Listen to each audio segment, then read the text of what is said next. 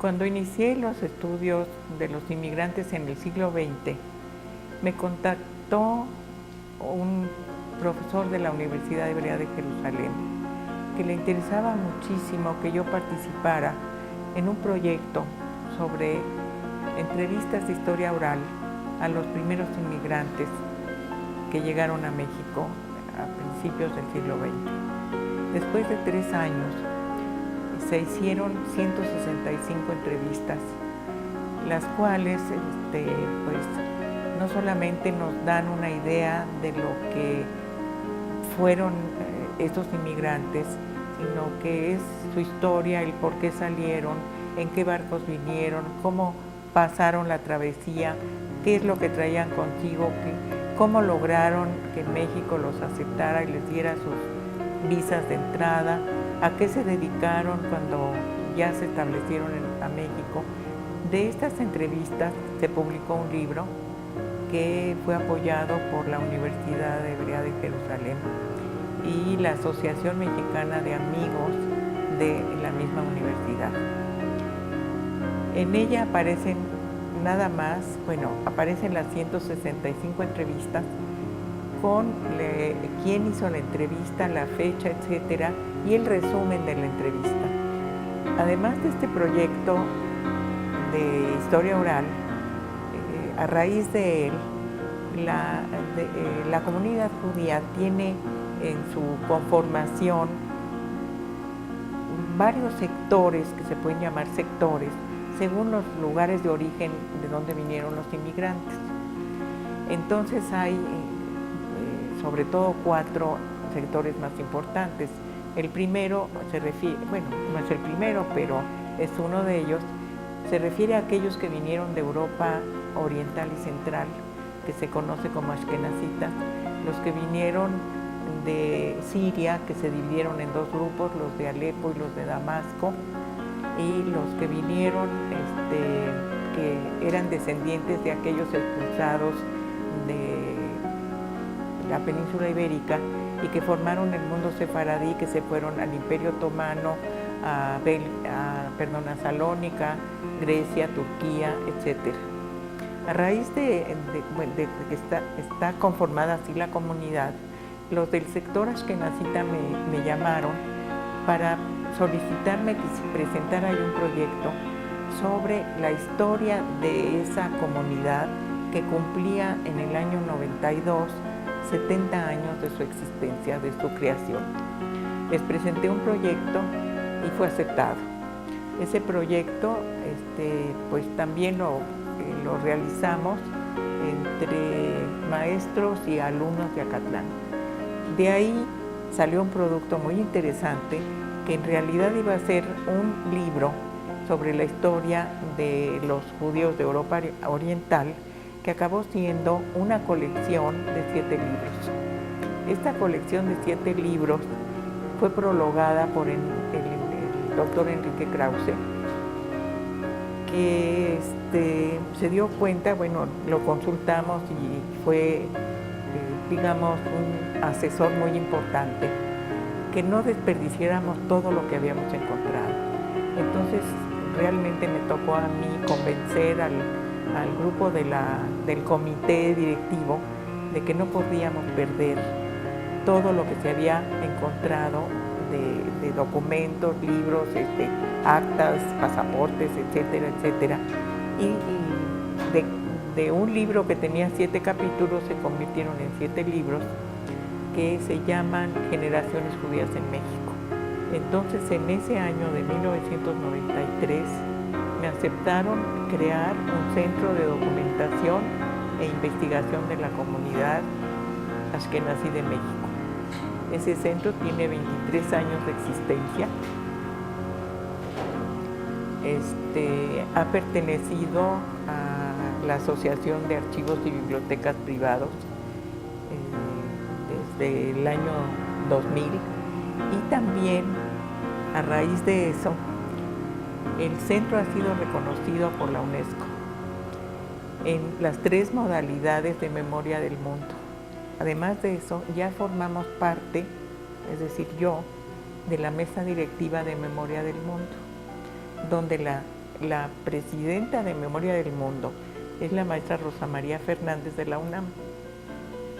Así que siempre hay una relación entre la UNAM y diversas instancias, que en este caso es la UNESCO.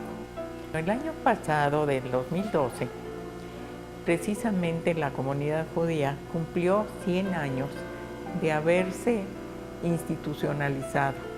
Es decir, habían llegado judíos antes de 1912, pero cada uno había llegado de otro lugar y realmente su idea no había sido quedarse en México. Su idea era llegar a México, estar unos años y pasar a los Estados Unidos. Muchos de ellos empezaron a pasar ilegalmente y en Estados Unidos creaban problema a la comunidad judía de allá. Por ello, enviaron a un rabino a México que se llamaba Martín Cielonca y tenía una congregación en El Paso, Texas, que hablaba también español, que tratara de reunir a los judíos que él pudiera encontrar en algún lugar, que fue un templo masónico en este caso, y que los convenciera de que se quedaran permanentemente en el país, que México les ofrecía muchas posibilidades de desarrollo, etcétera, etcétera, de crear y crear industrias y trabajo, etcétera. Bueno, pues eso fue el resultado de las pláticas que él tuvo con varios grupos que para 1912, en junio, deciden conformarse como una comunidad judía permanente, establecida y aceptada y reconocida por el gobierno mexicano. Entonces, el año pasado eran 100 años de la creación de esta comunidad. Al estar viendo qué se iba a hacer, se acordó hacer un congreso a donde se conmemoraran los 100 años. Y al ver la temática que se iba a tratar en el congreso, yo ya tenía un antecedente de tiempo atrás de Jacobo Granat. El señor Jacobo Granat fue el primer presidente de esta comunidad judía. Él fue el que aceptó que se creara esta comunidad, a la cual le pusieron de nombre Monte Sinaí, en honor de la congregación que en El Paso tenía este rabino Cielonca. ¿Qué pasó con este Jacobo Granat? Que no solamente se preocupó por su comunidad, que no se hizo a un lado, siguió funcionando como presidente de la comunidad, y el gobierno mexicano, bueno, y la misma comunidad entendía que si no tenía tres cosas fundamentales que eran las que podían confirmar que la comunidad existe, como era un cementerio, una escuela y una sinagoga, y no había con qué. Él, del inicio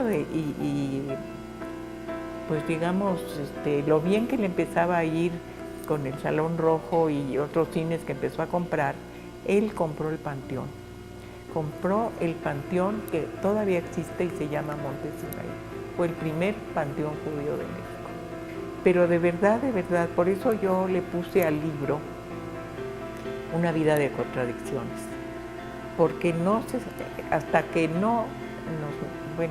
me adentré en todo lo que es el archivo de la comunidad, de las actas de Monte Sinaí, realmente nadie, ni en la comunidad, había entendido el papel tan importante que tuvo para la comunidad. Y por el otro lado, pues se conocía toda su trayectoria en el cine, pero la comunidad no relacionaba a ese Jacobo Granat con el Jacobo Granat del cinematógrafo. Entonces ahí fue donde yo logré unir estas dos cosas y que, por ejemplo, la familia que todavía queda de Granat, que es Granat Calp, entendiera la importancia de un hombre como él. Toda la relación de cómo se inició, por qué el gobierno mexicano acepta que se formalice una institución y que un grupo étnico no nacional pueda crear una comunidad, hasta todos los interesados en la prensa porque para estudiar la vida cotidiana y la vida en general de Jacobo, recurrimos a la prensa, al Imparcial, a los periódicos que publicaban en México en inglés, que era el Mexican Herald y otros, donde nos dio una información maravillosa, donde pudimos entender qué y qué hacía Jacobo en esos años anteriores a la compra del cine. ¿Qué pasó con él? ¿A dónde participaba? ¿Quiénes eran sus amigos? ¿Por qué participaba en desfiles alegóricos que hacían en Chapultepec y los bazares y las ferias que hacían en la Alameda? Una información maravillosa para quien estudia la prensa. Ya no digo para quien estudia el cine. Para quien estudia el cine es algo extraordinario. Y también para quien estudia la historia de México, para ver todo lo que fue la Revolución Mexicana, lo que fue la Decena Trágica, cómo la vivió él, cómo tuvo que sacar de la ciudadela a su familia, cómo participó ese grupo de judíos en un México tan revuelto. Entonces hay para todo público. Y yo creo que muy interesante.